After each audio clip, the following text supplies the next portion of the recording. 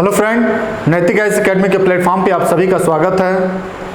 पश्चिमी राजनीतिक विचारक के रूप में विगत कई दिनों से हम लोग मार्क्स को पढ़ रहे थे।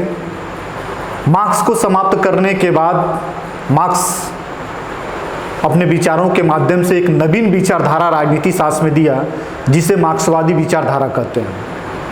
मार्क्सवादी विचारधारा को धरातल के स्तर पर लाने के लिए, सत्ता के स्तर पर लाने के लिए बहुत सारे देशों में साम्यवादी क्रांति हुई और इसके विचारधारा के स्तर पर शासन का भी कार्य किया गया।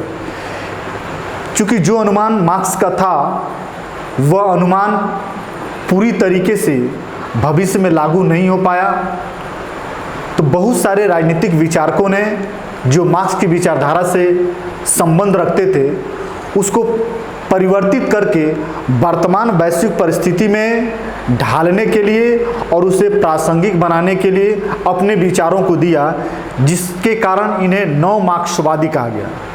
नव मार्क्सवादी विचारक वह कहलाए जो मार्क्स की मान्यताओं को पूरी तरीके से स्वीकार नहीं करते हैं, बल्कि वर्तमान परिवेश और परिस्थितियां में जो बदलाव हुई हैं उस बदलाव में मार्क्स को प्रासंगिक लाने के लिए, मार्क्स के भविष्यवाणियों को, मार्क्स की मान्यताओं को लागू करने के लिए जो परिवर्तित विचार है वह है नव मार्क्सवादी विचारधारा। नव मार्क्सवादी विचारधारा का जो स्कूल है, ये भी कई बार पूछा है कि नव मार्क्सवादी विचारधारा का स्कूल क्या है, तो नव मार्क्सवादी विचारधारा का स्कूल है फ्रैंकफर्ट स्कूल। इसको जरा देखते हैं हम लोग।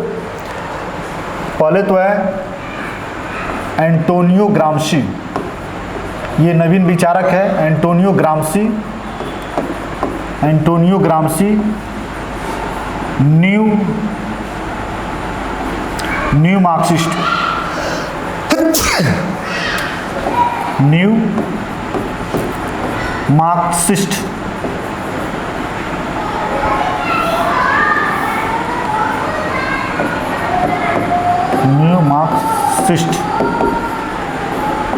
न्यू मार्क्सिस्ट विचारक है एंटोनियो ग्राम्शी।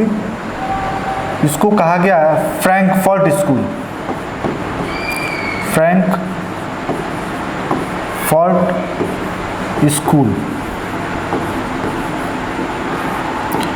फ्रैंकफर्ट स्कूल जो है जर्मनी में।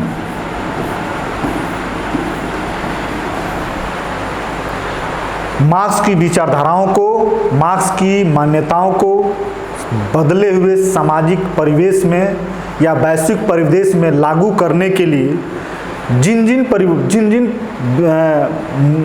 मार्क्स के मूल विचारों में परिवर्तन किया गया, जो नए विचार दिए गए, उनको नव मार्क्सवादी कहा गया। यह नव मार्क्सवादी विचार फ्रैंकफर्ट स्कूल के नाम से भी जाने जाते हैं। इन्होंने सबसे पहला काम ये किया कि जहां मार्क्सवाद संपूर्ण विश्व को या समाज को आर्थिक दृष्टि से देख के अर्थ के आधार पर समाज को दो भागों में बांट के और सामाजिक परिवर्तन की बात करता है, शोषण की बात करता है, उसको नव मार्क्सवादी निग्लेक्ट करते हैं। उनका मानना है कि समाज में या राज्य में जो प्रभुत्व होता है उसका एकमात्र कारण आर्थिक नहीं है, उसकी राजनीतिक, सांस्कृतिक, धार्मिक, नैतिक, दार्शनिक, तमाम तरह की जो कल्चरल, जो राजनीतिक में सहयोग करने वाली बातें होती हैं वह भी उनमें प्रभाव डालती हैं। फ्रैंकफर्ट स्कूल मार्क्स के विचारों को आगे बढ़ाने के लिए ज़्यादातर ये साम्यवादी क्रांति से या साम्यवादी विचारधारा से जुड़े हुए थे। फ्रैंकफर्ट स्कूल जो है जर्मनी में था। जब जर्मनी में हिटलर का उदय हुआ तो हिटलर पूंजीवाद का बहुत बड़ा समर्थक था और साम्यवाद का बहुत बड़ा क्या था, विरोधी था। साम्यवादी विचारधारा का विरोधी होने के कारण जो भी फ्रैंकफर्ट स्कूल था हिटलर के शासनकाल में बंद हो गया, और जैसे ही हिटलर की समाप्ति, द्वितीय विश्व युद्ध में हिटलर की समाप्ति हो जाती है, फिर जो है फ्रैंकफर्ट स्कूल अपने साम्यवादी विचारधारा या मार्क्स की परिवर्तित विचारधारा के रूप में फिर इसका उदय होता है। इसी नव मार्क्सवादियों में एंटोनियो ग्राम्शी का उदय होता है, जो इटली का रहने वाला था। इटली का रहने वाला था और इस इटली के जो विचारक हैं एंटोनियो ग्राम्सी, इनका जो जन्म है, इनका जन्म है 1891 में और जो मृत्यु है वह है 1937 में। ठीक है। और स्थान जो है जहाँ के रहने वाले थे वह स्थान है इटली। तत्कालिक शासक जो तात्कालिक शासक थे वह थे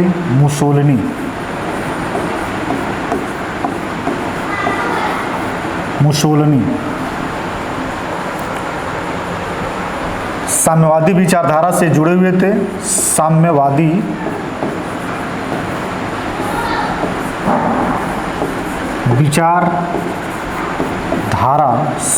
विचारधारा से जुड़े हुए थे। साम्यवादी विचारधारा से जुड़े हुए थे एंटोनियो ग्राम्सी। जिस समय मुसोलिनी, चूंकि तानाशाह शासक था, इसका जो फांसीवादी विचारधारा है, मुसोलिनी की फांसीवादी विचारधारा,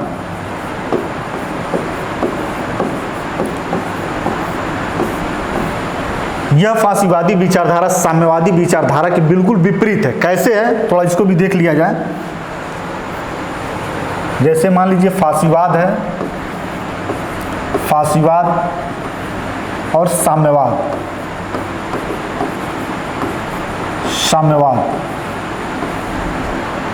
राज्य को लेकर दोनों में विपरीत जो है, राज्य के संदर्भ में दोनों की विपरीत दृष्टिकोण है। जहां फांसीवाद राज्य को सर्वश्रेष्ठ मानता है, सर्वश्रेष्ठ मानता है और आदर्शवादी विचारधारा के करीब है। आदर्शवादी विचारधारा के करीब है। और साम्यवादी राज्य को क्या मानते हैं?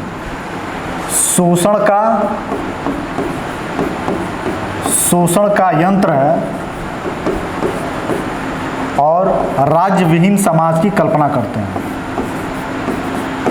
राज्य विहीन समाज की कल्पना करते हैं।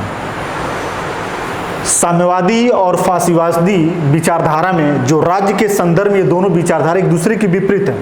ये राज्य को सर्वश्रेष्ठ मानता है और बिना राज्य के किसी भी व्यक्ति के विकास की कल्पना नहीं की जा सकती है और व्यक्ति अपने व्यक्तित्व का विकास, अपने संपूर्ण जीवन की रक्षा राज्य में रहकर ही कर सकता है। तो राज्य सर्वे सर्वा है, राज्य के बिना व्यक्ति नहीं रह सकता है। ठीक इसी धारणा के अपोजिट धारणा साम्यवादी की है।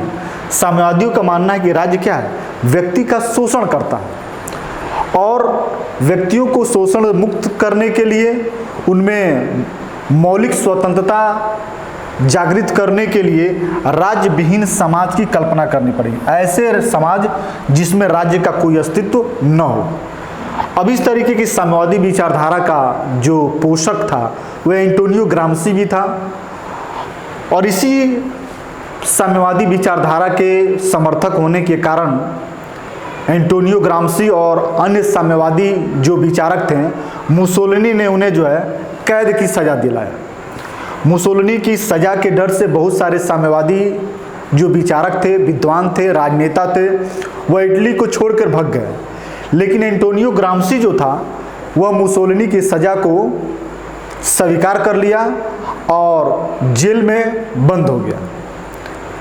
जेल में बंद होने के दौरान ही एंटोनियो ग्राम्सी ने एक पुस्तक लिखा, प्रिजन नोट्स बुक। यही पुस्तक लिखा उसने, prison notes book. Prison notes book जो इसकी मृत्यु के पश्चात प्रकाशित होता 1971 में। प्रकाशन का जो समय है वह 1971 है।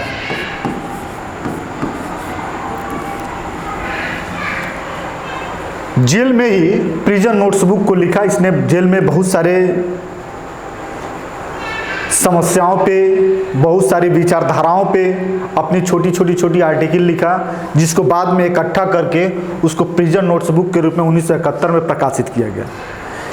यह प्रिजन नोट्सबुक नव मार्क्सवादी विचारधारा का आधार प्रस्तुत करता है और मार्क्स की जो मूल मान्यता थी या मार्क्स की जो पुरातन विचारधारा था, उससे कई सारे विचारधाराओं को यह खंडन करते हुए न उसमें कुछ परिवर्तन करके नवीन विचारधारा का समर्थन करता है। चूंकि साम्यवादी विचारधारा से संबंधित होने के कारण मुसोलिनी इसे जेल में बंद कर दिया था। जेल में कुछ समय के पश्चात इसकी जो है 1937 में ही मृत्यु हो जाती है। 1937 में मृत्यु हो जाती है जेल में ही। कई बार आपसे प्रश्न पूछा भी है कि किस राजनीतिक विचारक, किस नव मार्क्सवादी विचारक का मृत्यु जेल में हो जाती है, तो एंटोनियो ग्राम्सी है। और किसने जो है अपनी पुस्तक जेल में लिखा, तो प्रिजन नोट्सबुक जो पुस्तक है एंटोनियो ग्राम्सी ने जेल में लिखा। अब हम लोग ये जानने के प्रयास करेंगे कि एंटोनियो ग्राम्सी पहले किन विचारों को, मार्क्स के किन विचारों को निग्लेक्ट करता है और अपनी ये विचारधारा देता है। इसकी जो विचारधारा है वह है हेजेमोनी का सिद्धांत। कई बार पूछा है हेजेमोनी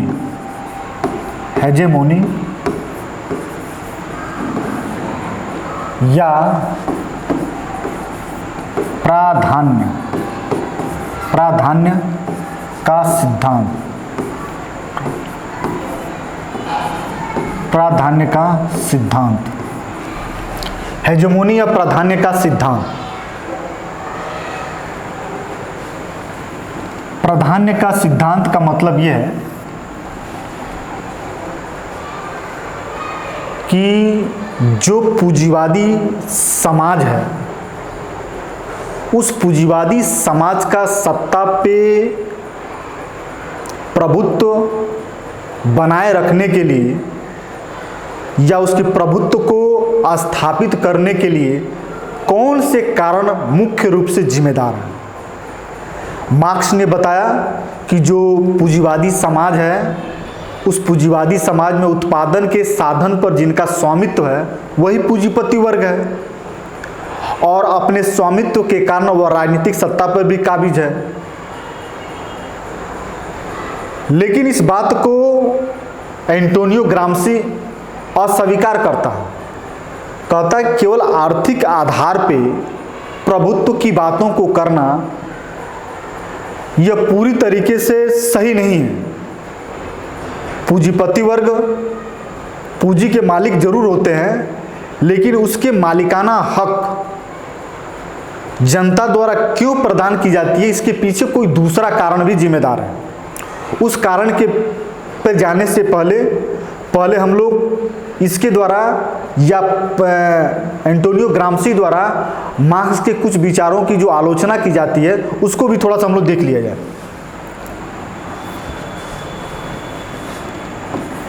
इतिहास की भौतिक व्याख्या, इतिहास की भौतिक व्याख्या, इतिहास की भौतिक व्याख्या या द्वंद्वात्मक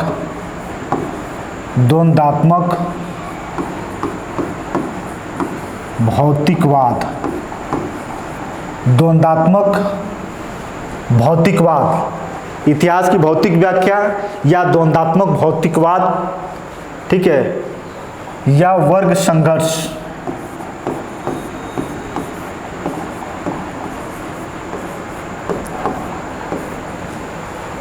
ये जो बातें मार्क्स ने कहा, इन सब बातों को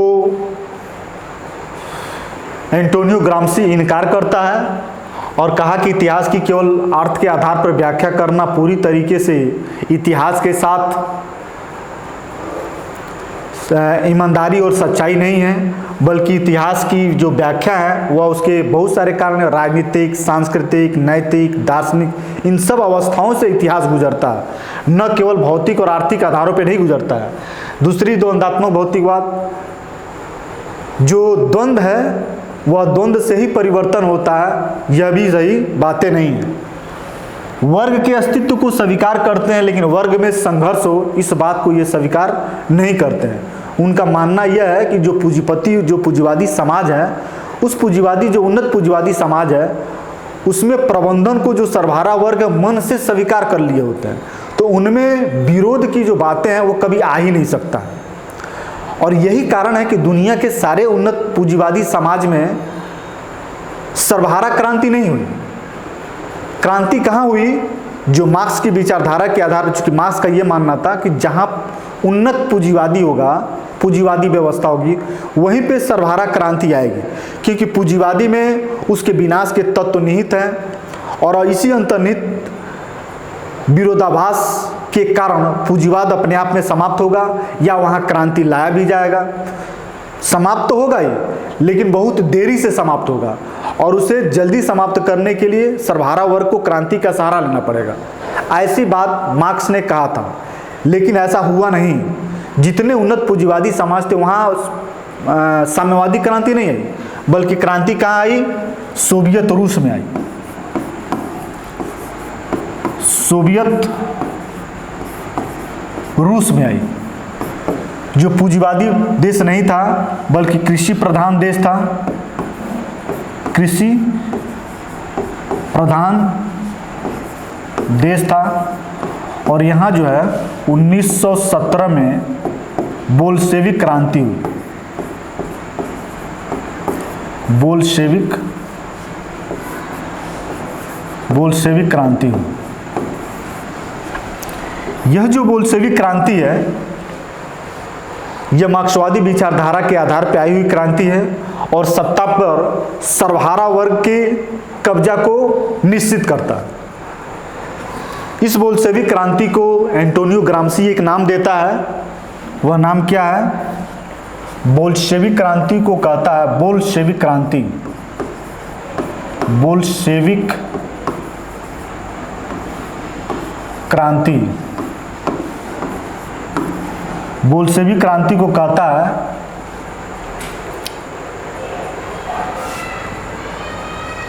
आर्थिक परिस्थितियों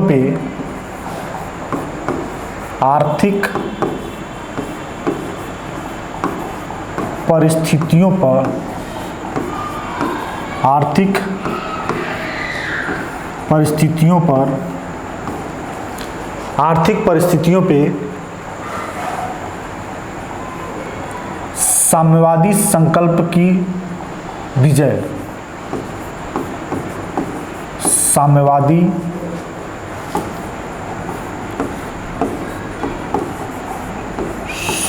संकल्प की विजय। वास्तव में बोल्शेविक क्रांति एक उन्नत पूंजीवादी समाज में नहीं आया, बल्कि कहाँ आया? एक कृषि प्रधान समाज में आया और यह मार्क्स के विचारधाराओं पे ही आया, लेकिन यह जो है कहीं ना कहीं साम्यवादी संकल्प की विजय बताया। बोल्शेविक क्रांति को आर्थिक परिस्थितियों पे साम्यवादी संकल्प की विजय, अर्थात सत्ता पे सर्वहारा वर्ग का विजय हो, कब्जा हो और यह जो अवधारणा, यह जो संकल्प थी, कहीं ना कहीं साम्यवादी विचारधारा से निकल कर आई थी और इसी का उस पर विजय बताया बोल्शेविक क्रांति को। तो बहुत बार ये पूछा कि बोल्शेविक क्रांति को इस नाम से किसने पुकारा है? तो एंटोनियो ग्राम्शी ने पुकारा। अब हम लोग को ये जानना है कि एंटोनियो ग्राम्शी बताता है कि पूंजीवाद की समाप्ति की जो भविष्यवाणी मार्क्स ने किया है, ठीक उसी रूप में पूंजीवाद समाप्त नहीं हो रहा और ना ही सर्वहारा क्रांति उन्नत पूंजीवादी समाज में आ रहा है। इसके क्या कारण है? पूंजीवाद जो उन्नत समाज है, उन्नत समाज में उन्नत पूंजीवादी, उन्नत पूंजीवादी समाज में, उन्नत पूंजीवादी समाज में, उन्नत पूंजीवादी समाज में साम्यवादी क्रांति क्यों नहीं आ रही है? साम्यवादी क्रांति क्यों नहीं आ रही है? क्यों नहीं आ रही है? इसी के उत्तर में उसने प्राधान्यता का सिद्धांत दिया। प्राधान्यता, प्राधान्यता का सिद्धांत, ठीक है, प्राधान्यता का सिद्धांत।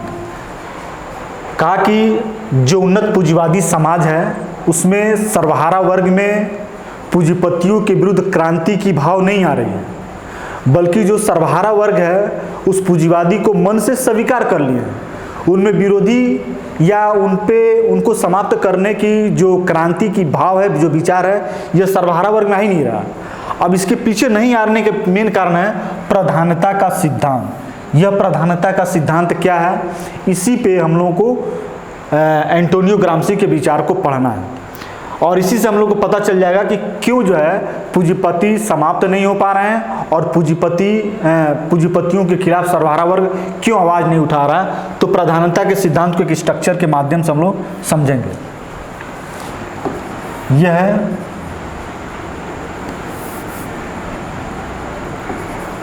पूंजीवादी समाज, पूंजीवादी समाज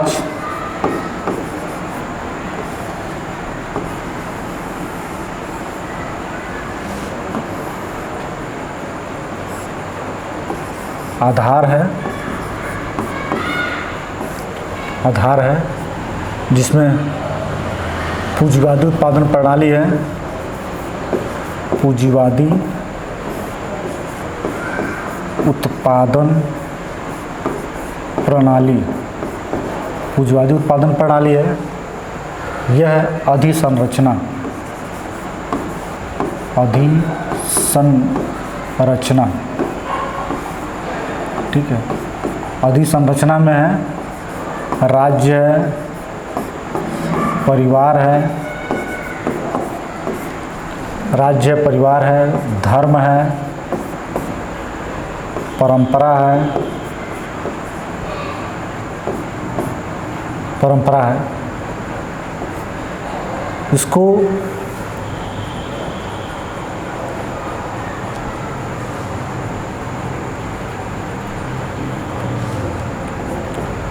प्राधान्यता कहा, प्राधान्यता का सिद्धांत। इसको इसने दो भागों में बांटा है, राजनीतिक संरचना, राजनीतिक संरचना, और यह है नागरिक संरचना, नागरिक संरचना।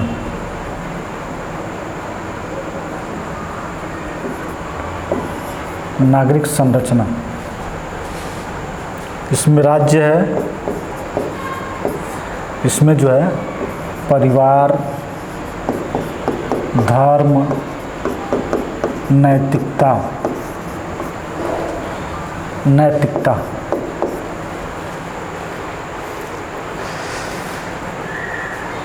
मार्क्स ने भी जब पूंजीवादी समाज की व्याख्या किया तो उसको दो आधारों पर बांटा है। एक तो आधार है और दूसरा है अधिसंरचना। पूंजीवादी व्यवस्था को दो भागों में बांटा जा सकता है। एक आधार जिस पे पूंजीवादी व्यवस्था पूरी तरीके से टिका हुआ, वह है उत्पादन के साधन की प्रणाली। उत्पादन की कैसी प्रणाली है, उसी उत्पादन प्रणाली के आधार पे उस समाज के स्वरूप का निर्धारण होता है। यदि उत्पादन फैक्ट्री के माध्यम से होता है तो पूंजीवादी है, यदि उत्पादन कृषि के माध्यम से होता है तो सामंतवादी या दास प्रथा वाली है। तो जिस प्रकार की उत्पादन व्यवस्था होगी उसी प्रकार की सामाजिक व्यवस्था हमको दिखेगी। अब मान लीजिए पूंजीवादी उत्पादन प्रणाली है तो पूंजीवादी समाज हमको दिखाई देगा। अब इस पूंजीवादी समाज पे तमाम तरह की संरचनाएं बनी होती है, जैसे किसी भी घर के निर्माण के लिए पहले आधार होता है, उस आधार के बाद बहुत सारे ऐसी घर में व्यवस्थाएं होती हैं जिस पे जो है छत टिका होता है। ठीक इसी तरीके से इस आधार व्यवस्था, पूंजीवादी के आधार व्यवस्था होने के बाद कुछ अधिसंरचनाएं हैं जो पूंजीवादी व्यवस्था को सपोर्ट करती है, पूंजीवादी व्यवस्था के अस्तित्व को बनाए रखने के लिए सहयोग करती है, उसी को अधिसंरचना कहा गया। मार्क्स ने आधार को महत्वपूर्ण माना, इसको महत्वपूर्ण माना है, लेकिन जो एंटोनियो ग्राम्सी है उनका मानना है कि पूंजीवादी व्यवस्था के आधार उतना महत्वपूर्ण नहीं है। ये वास्तव में जो टिके रहते हैं ये इसी अधिसंरचना के आधार पे ही टिके रहते हैं, आधार के आधार पे टिका नहीं हुआ है। अधिसंरचना को महत्वपूर्ण मानता है, आधार को महत्वपूर्ण नहीं मानता है। मार्क्स आधार को महत्वपूर्ण मानता है, अधिसंरचना को महत्वपूर्ण नहीं मानता है। अब इस अधिसंरचना में कौन कौन से तत्व आते हैं? राज्य, परिवार, धर्म और परंपरा। इसको ये बताना है कि एंटोनियो ग्राम्सी को किस कारण से सर्वहारा वर्ग राज्य का विरोध या पूंजीपतियों का विरोध नहीं करते हैं। तो अधिसंरचना को ही मानता है, वह है प्राधान्यता। कहने का मतलब यह कि जो पूंजीवादी व्यवस्था है अधिसंरचना पे अपना प्रभुत्व स्थापित कर लिए हैं, ठीक है। और इस अधिसंरचना में प्रभुत्व स्थापित करने की दो संस्थाएं हैं। एक है राजनीतिक संरचना जिसमें राज्य आता है, राज्य बल प्रयोग करके अपने सत्ता को और अपने प्रभुत्व को स्थापित कर लेता है। राजनीतिक संरचना में क्या है? राज्य जो बल प्रयोग के माध्यम से अपनी प्रभुत्व को स्थापित करता है। दूसरा है प्रभुत्व स्थापित करने का संरचना, वह है नागरिक समाज। नागरिक समाज बल प्रयोग का इस्तेमाल नहीं करता है, अपने प्रभुत्व को इस्तेमाल करने के लिए बल प्रयोग नहीं करता है। और इसमें आता है परिवार, धर्म, नैतिकता, ये सब आता है। ये क्या करते हैं?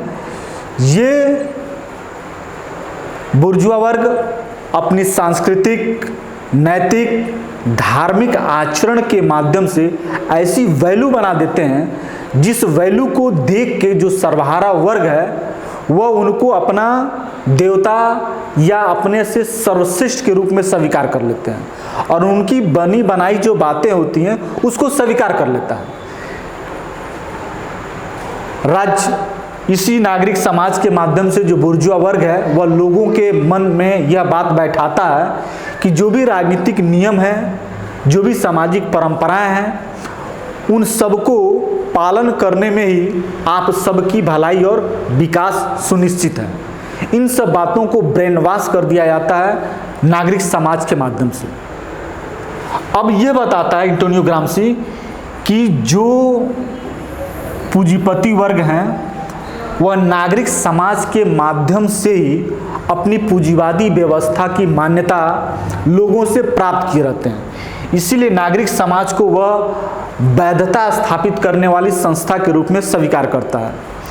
राज्य को बल शक्ति के प्रयोग करने वाली संस्था है और नागरिक समाज वैधता स्थापित करने वाली संस्था है।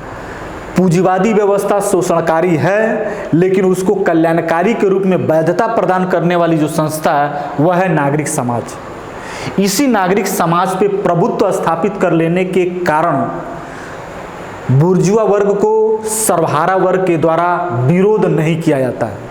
इसी वजह से पूंजीवादी व्यवस्था के विरुद्ध न तो कोई साम्यवादी क्रांति आई और न ही वहाँ पूंजीवाद समाप्त हो पाया। इसका मुख्य कारण क्या है? नागरिक समाज, हेजेमोनी का सिद्धांत इसी को कहा गया। नागरिक समाज को ही वह महत्वपूर्ण मानता है। ये ऐसी वैल्यू बना देता है, ऐसे लोगों के मन में मान्यता प्रदान कर देता है कि वो बुर्जुआ वर्ग या पूंजीवादी समाज को वैधता प्रदान कर देते हैं, उसको अपना सर्वे सर्वा मान लेते हैं। उनके विरुद्ध विद्रोह करने के जगह पे उनको अपना सर्वस्व त्याग करने के लिए वो तैयार हो जाते हैं। इन्हीं सब चीज़ों को कहा कि यदि पूंजीवाद को समाप्त करना है तो हमको आधार और आर्थिक संरचना पे, वर्ग संघर्ष पे विश्वास नहीं करना है कि दो विरोधी वर्ग होंगे और आपस में विरोध करेंगे। दो विरोधी वर्ग तो हैं लेकिन नागरिक समाज के कारण वह विरोधी वर्ग ने क्या कर दिया है? अपने पूंजीपतियों को वैधता प्रदान कर दिया, उनको मन से वह अपना स्वामी स्वीकार कर लिया है, तो विरोध करेगा ही नहीं। तो वर्ग संघर्ष पूंजीवादी व्यवस्था में नहीं होगा। करना क्या है कि इनको इसके जगह पे इस वैल्यू को नागरिक समाज जो वैधता प्रदान करता है वहाँ सांस्कृतिक, राजनीतिक, नैतिक, दार्शनिक विवादों को जो वैल्यू है उसको तोड़ना होगा। जो सर्वहारा वर्ग है उसके मन के अंदर ये वर्ग चेतना पैदा करनी होगी कि आप जो नागरिक समाज की वैल्यू है उसको मानने से इनकार कर दीजिए। जब मानने से इनकार कर देंगे तो निश्चित तौर से पूंजीवादी व्यवस्था अपने आप धाराशायी हो जाएगा, अपने आप समाप्त हो जाएगा। तो एंटोनियो ग्राम्सी जो सामाजिक परिवर्तन की बात को स्वीकार करता है, वह हिंसात्मक क्रांति की भी बात को नहीं करता है। वह बहुत बड़ा मानवतावादी है। बिना हिंसक के वास्तविक चीज़ों को समझ के उससे अपने आप को दूरी बना के सामाजिक परिवर्तन को करने की बात करता है। नागरिक समाज की आप समझ चुके, नागरिक समाज की जो वैल्यू है वही जो है सर्वहारा वर्ग में क्रांति को नहीं लाने देता है। इसलिए सबसे पहले सर्वहारा वर्ग में यह चेतना पैदा करनी चाहिए कि वह नागरिक समाज की जो वैल्यू है, जो बुर्जुआ समाज की वैधता और मान्यता प्रदान कराता है, उसी को पहले समाप्त किया जाए। उसके समाप्त होने के बाद ही पूंजीवाद अपने आप में समाप्त हो जाएगा।